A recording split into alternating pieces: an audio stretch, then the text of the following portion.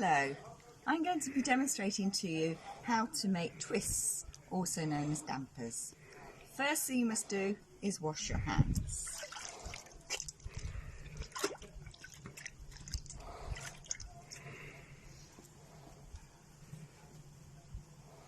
As we're dealing with food, it's always important to make sure your hands are clean.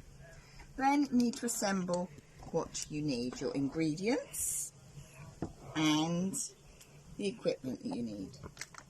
Now I've got scales here with 500 grams on the weight, and I will be measuring out 500 grams of flour, self-raising flour.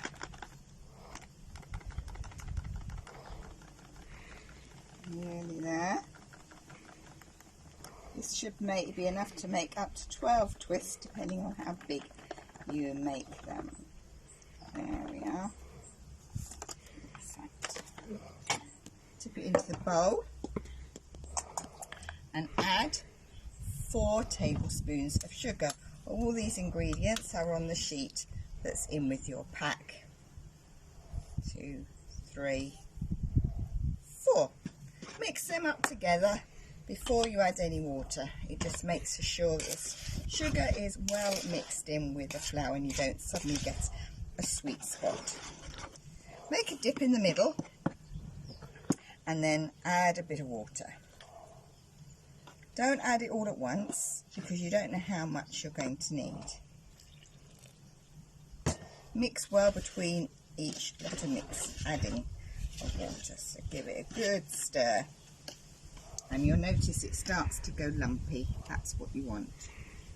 Add a bit more. Mix it together. You want it to be all sticking together, but not so sticky that it sticks to everything else. So a bit more. That's pretty much getting there.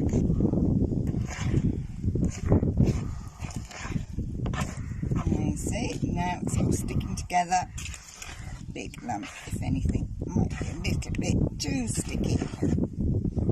Give it a good stir and then keep mixing it. If you think it's got too sticky, you can add a bit more flour.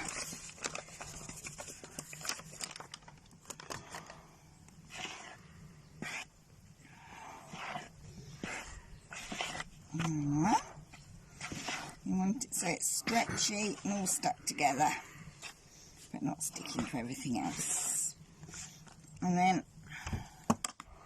you can mix it with your hands like you would do if you're mixing flour. At this stage you can tip it out onto your tray, your worktop. Make sure the worktop is clean, and if it's likely to be sticky, you might want to put some flour on it as well.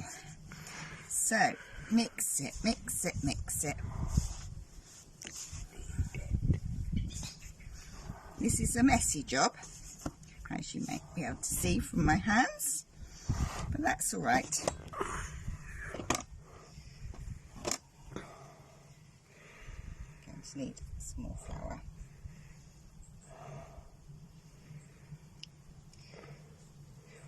While you are doing this, if you've got a friend or another member of the family who can get the fire going, it needs to have been going for a while so that you get what's called a cooking fire.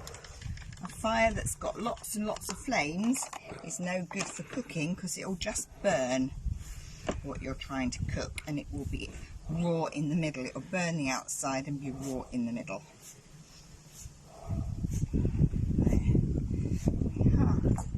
Right, we're getting there now.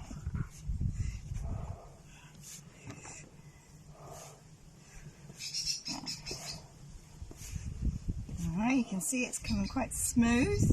It's mixed in all the flour that I put in originally. You've got a big lump that holds together when you pick it up and drop it. Right. Now, it's called a twist because you twist it. Twist it round a stick which you can do like this. This is one I prepared.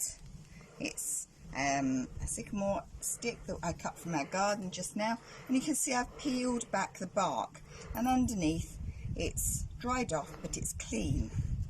Now you don't want to put your fingers all over that. Don't stick it in the ground, make it dirty again. Let's keep it as clean as you can. The other thing you can use is a skewer. I can't get off the packet. There we are. But you need to make a smaller one. I'll demonstrate that in a minute. So what you're going to do is you're going to work your dough until you've got a sausage. And then this is where we do the twisting. Start at the top and twist it around the stick. Yeah. Squeeze it on so it's nice and tight, and then it's ready for cooking. Okay. Right, I'm now ready to cook my twist. The fire has burnt down a bit. We've still got some flames, so it might get a bit burnt, but it's mostly hot. We're using shimmery because that's what we've got in our garden. But you can use an open fire, or you can do it over the grill. And you just hold it above the heat.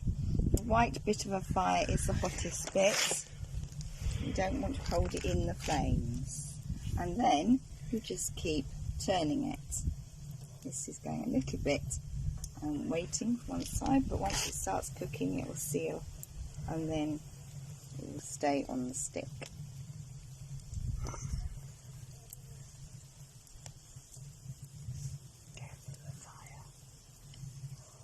Don't be too impatient, it will take a few minutes. Stop and come back and let's cook.